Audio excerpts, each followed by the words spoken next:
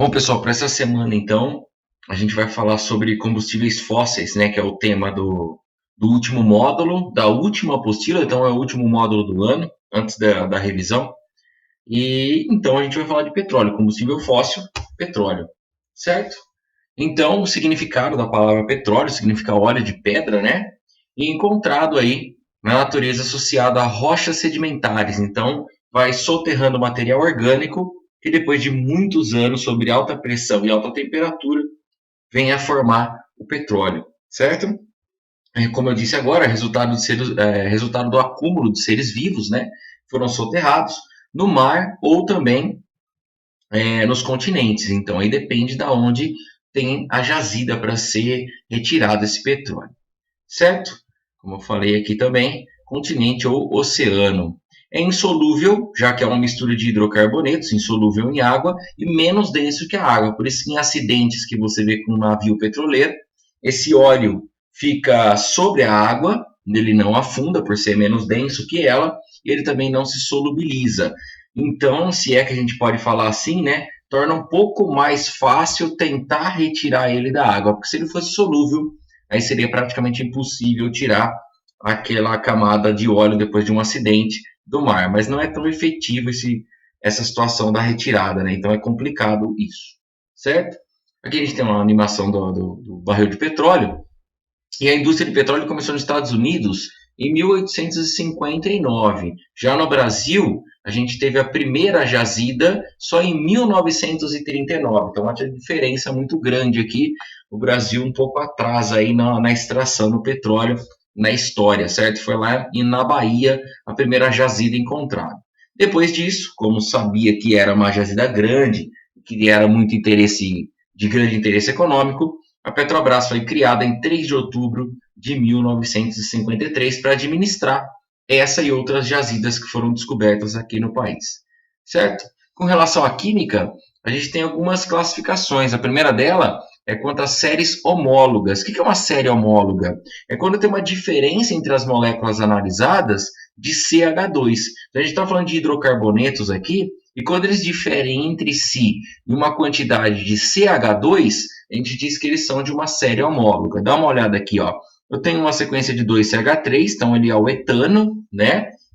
Na hora que eu introduzir mais um CH2, ele vira o propano. Então, entre esse cara e esse cara, muda uma sequência de CH2, uma série homóloga. Aí, esse cara aqui, que é o propano, quando introduzido mais um CH2, que vira o butano, a gente tem mais uma sequência da série homóloga, que também diferencia esse desse em uma série de CH2.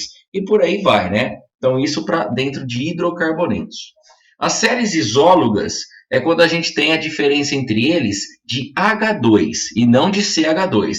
Então, por exemplo, etano, eteno e etino. O que a gente tem? Uma sequência de H2. Ó. O etano é C2H6, o eteno é C2H4 e o etino é C2H2. Então, a diferença entre eles, ó, de H6 para H4 são 2 hidrogênios, de H4 para H2 são 2 hidrogênios, já que a quantidade de carbono se manteve a mesma. Então, a gente tem uma série isóloga com uma diferença de H2 entre eles, certo? Nesse caso aqui, ó, C3H7Cl, C3H5Cl, C3H3Cl. Todos têm 3 carbonos, todos têm um cloro. A diferença entre eles também é uma sequência de H2.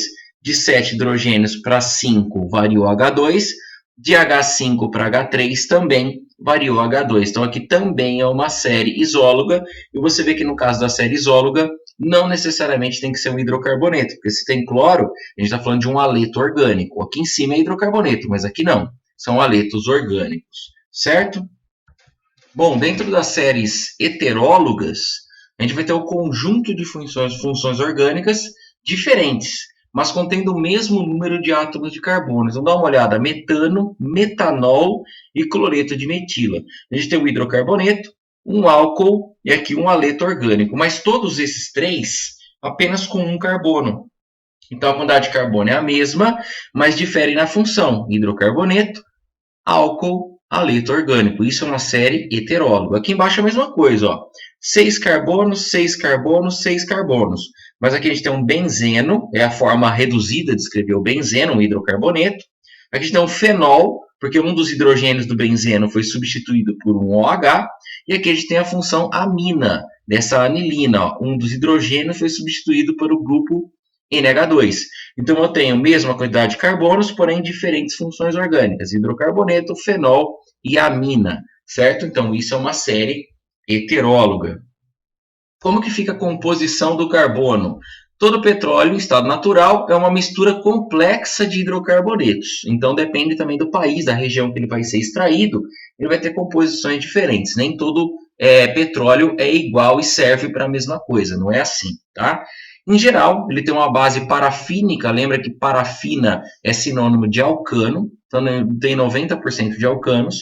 Tem uma base de naftalenos, que são dois hidrocarbonetos do tipo benzeno, que estão grudados um no outro, são dois anéis aromáticos condensados, com alcanos e mais 15 a 20% de ciclanos, certo? Uma base aromática, alcanos mais 25 a 30% de aromáticos, então depende do tipo de petróleo, e a base asfáltica, que é o hidrocarboneto de massa molar muito grande. Então o hidrocarboneto é o petróleo de menor valor. Então geralmente ele é resto de uma destilação fracionada, tudo que sobra, você não conseguiu gerar coisas mais caras, você usa para fazer asfalto, certo? O petróleo brasileiro, ele é essencialmente de base parafínica, ele não é um petróleo ruim, ele é um petróleo bom, certo? 90% de alcanos para ele, tá? Como fica a perfuração nesse caso? Na hora que está perfurando, você vai encontrar água salgada misturada com gás, principalmente metano, onde o local é perfurado. E a pressão dos gases faz com que o petróleo jorre para fora. Então, naqueles filmes antigos, eles montavam assim um grande cavalete, uma grande estrutura de madeira, perfurava, essa fase gasosa, por estar em alta pressão, vazava para cima, né, dessa parte do solo, levava junto o petróleo e a água salgada. Por isso que jorrava nos filmes. Lógico que hoje em dia com a tecnologia não é mais assim que faz. Ele, além de aproveitar esse gás, ele não deixa jorrar o petróleo para não perder esse petróleo bruto, né? Então, a tecnologia de hoje é diferente de perfuração. A gente tem que separar esse petróleo da água salgada, de areia que vem junto, um monte de porcaria que vem junto com o petróleo. Então, a gente usa os métodos de separação. Primeiro, filtração, para separar a areia e a argila do petróleo em si, e depois a decantação, que é o petróleo da água salgada, separar ele, já que o petróleo é menos denso, né? Vai ficar na parte de cima, e aí você extrai a água do petróleo, já que também o petróleo é insolúvel em água por ser um hidrocarboneto apolar, né? Como que é o processo de refino do petróleo? O processo de refino é muito complexo e ele pode gerar várias coisas, vários produtos diferentes.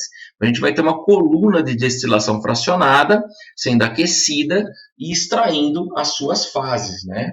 Então o petróleo entra por uma fornalha, que é esse aquecimento, onde é vaporizado. A seguir passa por uma torre de destilação, que é a destilação fracionada, que eu disse, chamada de topping também, onde é separado em várias frações. O resíduo da primeira torre é reaquecido e vai para uma segunda torre. Então tem duas torres aqui, uma lá atrás, outra aqui na frente. E a destilação é feita a vácuo para acelerar o processo, aumentar a eficiência disso. Saindo óleos lubrificantes e o resíduo final, como eu já citei, aquilo que não serviu na destilação, que não passou para o estado a vapor, o resto ele é o asfalto que tem menor valor agregado. Tá? Aqui tem um exemplo, ó. Então entra o petróleo cru por um forno para ser aquecido, ele vai para a coluna de destilação, que são os pratos de destilação, né? Então, na hora que ele está no estado gasoso, com bastante energia, né? Já que ele está no estado gasoso, ele encosta no prato de destilação que está mais frio, condensa. Aquele que tem uma energia maior, ele passa pelo prato de destilação, bate no outro prato, condensa. E aí, dependendo do tamanho da molécula, da massa molar dela, ela vai ser separada em camadas diferentes dessa destilação, em frações diferentes, por isso chama destilação fracionada. Então aqui, ó, os hidrocarbonetos, que ele chamou de hidrocarburos ligeiros, né? Então são aqueles que têm massas molares baixas, então ele vai passar por todos os pratos de destilação, por ter uma massa molar mais baixa, passa para o estado gasoso mais facilmente, e aí ele é extraído aqui em cima. Aqueles que têm massa molar muito alta, que às vezes nem mesmo passa para o gás, é o resto que vai ser usado como asfalto, como a gente disse. No meio do caminho, você tira óleo combustível, óleo lubrificante, querosene, gasolina, e aí dependendo do tamanho da molécula, certo? Para você ter uma noção, basicamente acontece assim, o gás natural feito de 1 a 2 carbonos em média, tá? O gás líquido é feito de petróleo, que é diferente do gás natural, porque não tem metano aqui, ó, metano mete de um carbono. No GLP não tem metano. Ele é uma mistura de propano e butano. Prop 3 carbonos, but 4 carbonos, que é o gás do botijão, né? Aqui já essencialmente é metano, mas pode ter um pouco de etano também misturado. Então aqui, ó, GLP, 3 a 4 carbonos. Aí a gente tem, por exemplo, benzina, 7 a 8 carbonos, gasolina, de 6 a 12, e por aí vai. Até chegar, ó, nos hidrocarbonetos parafínicos, aromáticos, heterocíclicos, né? Que aí são heterocíclicos, tem enxofre, tem oxigênio, já não é mais um hidrocarboneto, essa última formação, que tem alta massa molar, não consegue passar para o estado de vapor e vira pavimento. Você não tem que decorar isso, é só saber que existem várias frações e as frações, a separação depende do tamanho da massa molar, é isso que você tem que saber, certo? Aqui, como eu disse, ó, quanto maior a massa molar, maior a temperatura de ebulição, então mais difícil passar para o gás. Então, é o resultado das forças intermoleculares, mesmo que sejam de polo induzido, certo? O barril que tanto se fala, o barril de petróleo subiu, o barril de petróleo caiu. Esse é o valor do barril de petróleo, 158,98 litros. Eles medem dessa maneira. Como pode ser aproveitado um barril de petróleo? Basicamente assim, ó, em porcentagem, cerca de 7,7% pode ser feito um gás liquefeito de petróleo, gás de cozinha, 16%, em torno de 16% gasolina, e por aí vai, né? Ó, óleo diesel, 34%, óleo lubrificante, 1,2%, e o restante, quanto menos sobrar, né? Quanto menos sobrar nesse resto aqui, mais eles vão lucrar. E aí o que sobrar, que não teve jeito mesmo, eles vão fazer o asfalto com um pouco menos de 2% de aproveitamento, certo? Aqui é algo também perguntado, que é o cracking, ou craqueamento, que é a quebra das moléculas.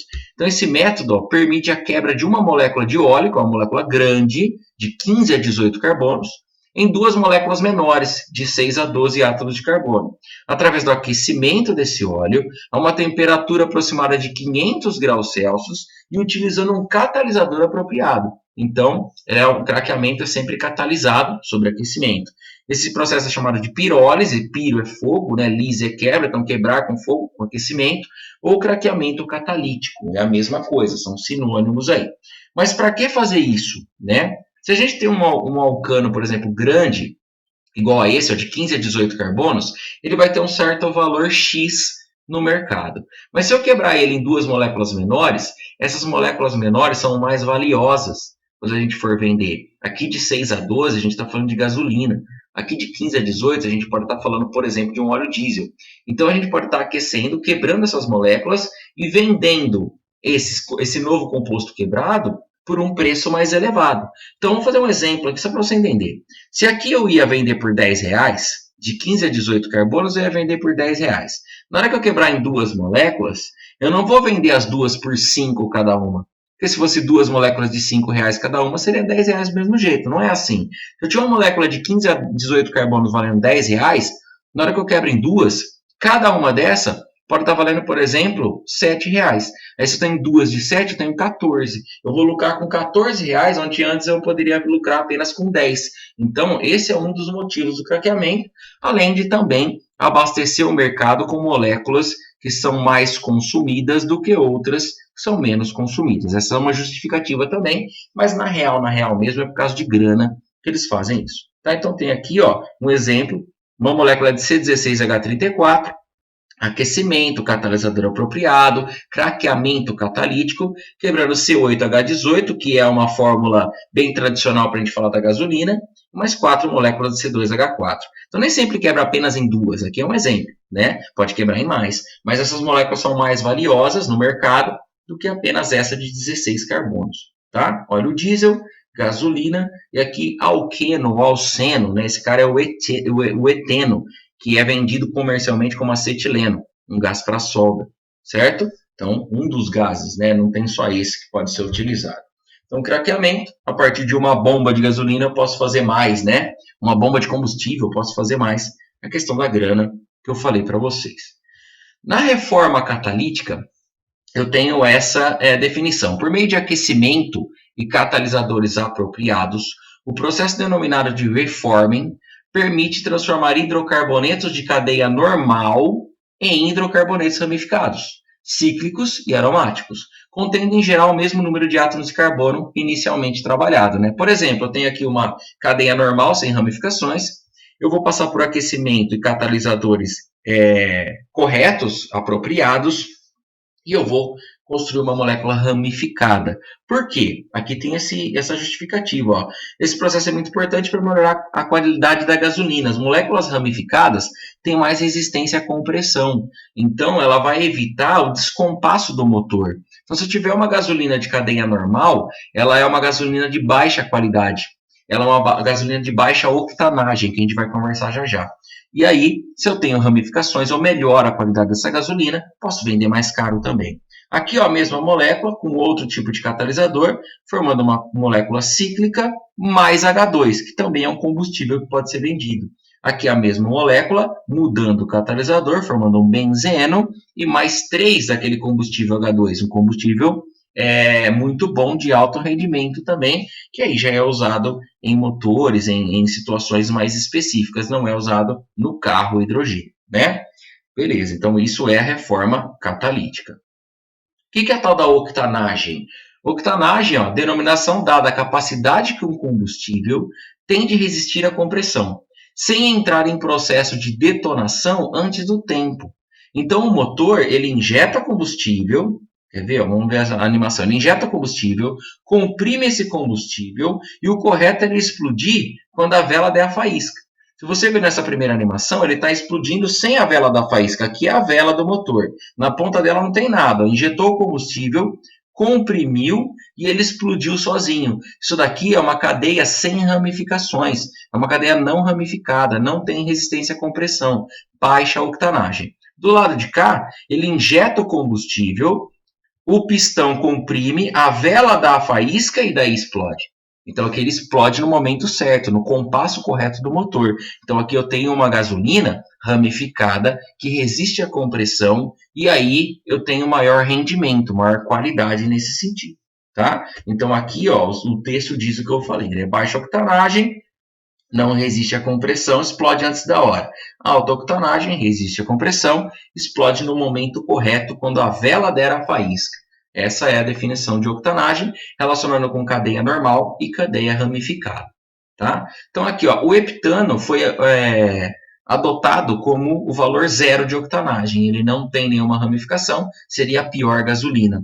Já o isoctano, que tem o nome correto de 2,2,4-trimetilpentano, ele é a melhor gasolina que a gente poderia comprar, com octanagem que vale 100. Então, de 0 a 100, a gente tem as variações para melhor octanagem ou para pior octanagem.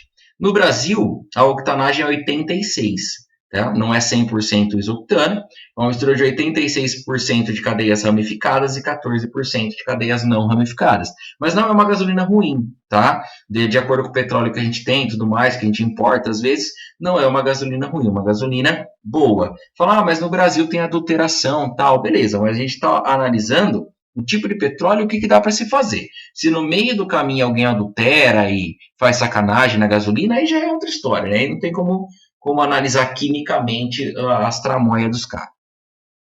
Aqui ó, no Brasil, desde 92, a gasolina brasileira é isenta de chumbo. Tá? O chumbo era utilizado mundialmente para aumentar a octanagem da gasolina, para tentar resolver o problema daquelas cadeias não ramificadas, mas por questões ambientais vem sendo gradualmente eliminado, já que o chumbo é um metal pesado, então a gente tem que evitar ficar trabalhando com compostos desse tipo, né? Então o Brasil foi um dos pioneiros na eliminação desse composto, uma notícia boa aí, né? Com relação a isso em 92. Então o que acontecia? O chumbo, ele unia cadeias ou fragmentos de moléculas não ramificadas. Por essa amarração que ele fazia aqui, ele acabava evitando a detonação prematura desses caras, que aqui é o exemplo tetraetil chumbo, que ele é um antidetonante da gasolina, que foi abolido, como eu já coloquei no texto aqui em cima, certo? Vamos falar aqui por curiosidade, sabe o que é usado hoje como antidetonante? O próprio etanol. Então, para a gente aqui do Brasil, a gente tem até um pouco de sorte nesse sentido, né? Porque etanol a gente tem abundância devido à cana-de-açúcar e o etanol misturado à gasolina, ele acaba atuando como antidetonante, não precisa usar um metal pesado. E aí acaba influenciando no preço, porque o etanol é um pouco mais barato e tal. Então, tem várias questões relacionadas a isso. O gás natural, ele é uma mistura gasosa, obviamente, formada por metano. Ele tem a maior parte de metano, CH4, que é de 70 a 90%. Aqui não é GLP, tá? O GLP, o gás líquido efeito de petróleo, é uma mistura de propano e butano. Não tem metano lá. No gás natural tem, tá? Tem um pouco de etano também, ó, de 6 a 7%. Outros alcanos diversos, pode ter etano, né? Pode ter um pouquinho de propano também. Aqui ácido, gás sulfídrico, CO2, N2, isso em quantidades bem pequenas, praticamente desprezível. Então, basicamente é formado de metano, etano e alguns outros alcanos, tá? Encontrado em jazidas subterrâneas, misturado ou não ao petróleo. Naquele outro desenho que eu mostrei para vocês, tinha uma fase gasosa em cima, o petróleo é água salgada. Aquele gás era o gás natural. É um combustível, matéria-prima na indústria petroquímica, e no Brasil tem aqui a extração na Bacia de Campos, no Espírito Santo, Amazonas, Acre e Rondônia, extraindo gás natural. Beleza? E aqui um desenho, né, mostrando algo que você provavelmente já viu aí, até em outras matérias também. Então, a gente tem camadas sedimentares, então vai soterrando matéria orgânica, né, peixe que morre, animais que morrem, árvores, tudo quanto é composto orgânico, ao longo de milhares e milhares de anos, isso vai, sob pressão e temperatura elevada, porque vai ficando mais para baixo na Terra, eu vou tendo a formação do petróleo. Origem geológica, então não renovável, demora muito para se formar, e isso é um problema, o consumo do jeito que é hoje no mundo. As formas de extração, posso ter um poço de exploração no continente, posso ter uma plataforma flutuante que vai mudando de lugar de acordo com a necessidade, ou eu posso ter uma sonda marinha, um lugar fixo, extraindo no oceano também, as três formas mais comuns de se extrair petróleo. Certinho? Beleza. Então tá feito aí os assuntos, a parte química, a parte histórica e até um pouco da parte econômica também sobre o petróleo. E só fazer a lista de exercício e encerrar o material do ano. Valeu!